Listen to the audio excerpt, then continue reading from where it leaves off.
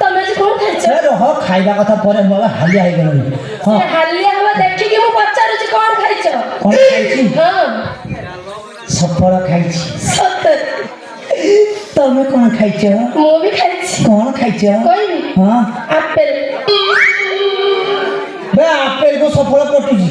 ଆଉ କଣ ନା। ଆହୁରି କହିବି? କଣ? କଦଳୀ। ନା ଆଉ କହିବି? ଏ କଦଳୀ ବିଷୁ ମିକ୍ସଚର। ଆରେ ଶୁଖିଲା ହଉଛି ବେ। ଆଉ କହିବି? ହଁ ପିଆଜ। ପିଆଜ ଖାଇଛ କଞ୍ଚା ଲଙ୍କା। ରାଗ ହବ ବେ ଜମା ନୁହେଁ।